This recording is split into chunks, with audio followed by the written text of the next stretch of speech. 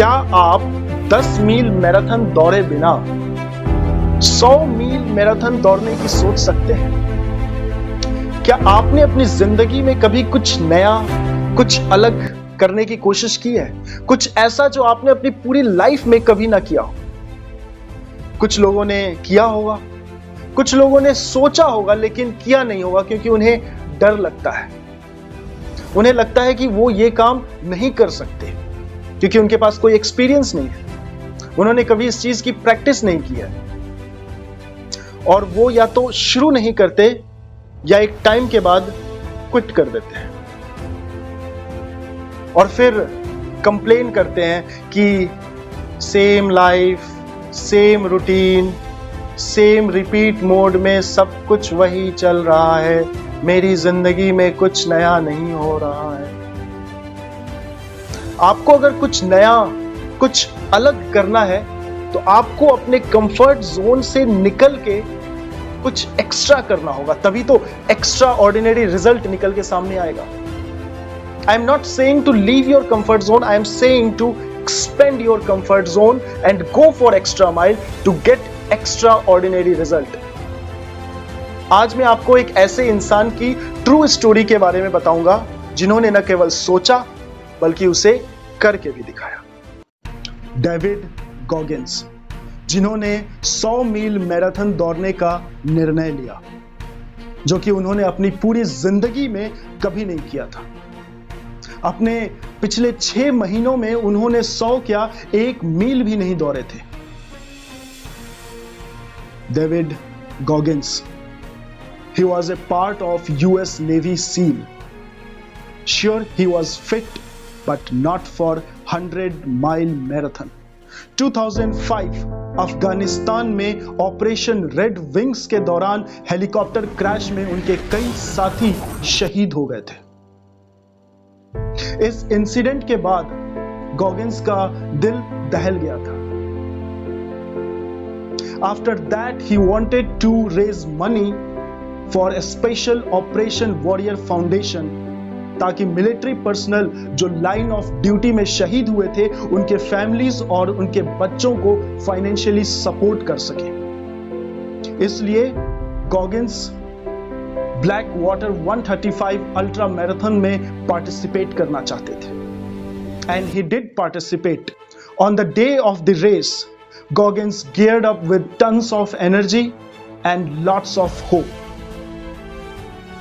Race के initial stage पे सब कुछ बहुत आसान था, चूंकि गॉगिंस एक नेवी ऑफिसर थे तो उनके लिए ये उतना कठिन नहीं था। लेकिन 25 मील के आसपास वो एग्जॉस्ट होने लगे। उनके दिमाग में सिर्फ एक क्वेश्चन चल रहा था कि क्या मैं 75 मील और दौड़ सकता हूं, जिसकी दूरी यहां से करीब 3 गुनी और लंबी थी।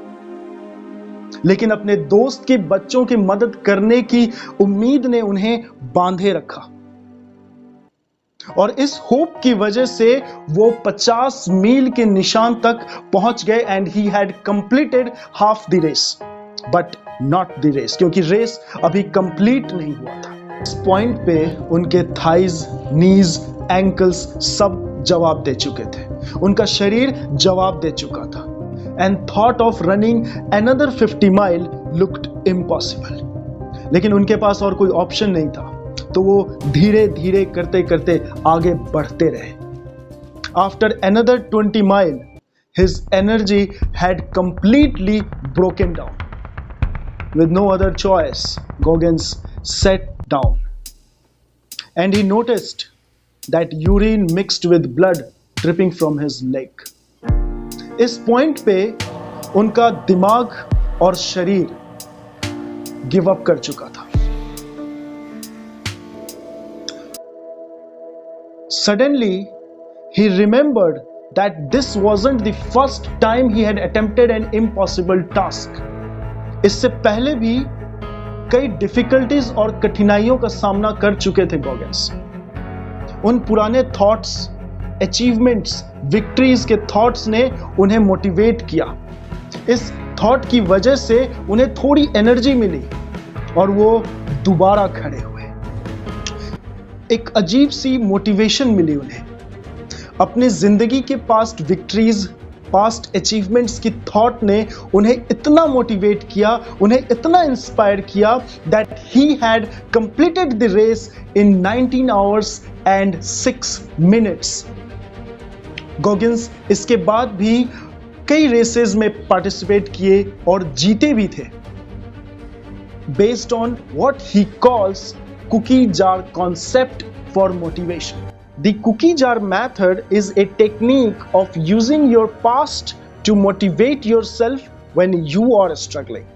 तो आप एक लिस्ट तैयार कर सकते हैं जिसमें एक तरफ आप अपने पास्ट के सक्सेस, अचीवमेंट्स और विक्ट्रीज को लिख सकते हैं और दूसरी तरफ अपने फेलियर, चैलेंजेस एंड ऑब्स्टिकल जिसको आपने ओवरकम किया हो उसको लिख सकते हैं। And together they serve as an imaginary jar which helps you to motivate when you are struggling.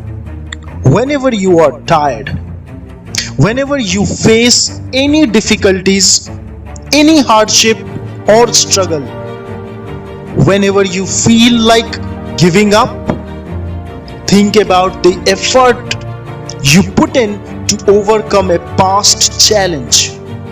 Think about your past victories, no matter how big or small it was. As you do this, you notice yourself feeling alive again. The cookie jar serves as a secret weapon when you are about to give up.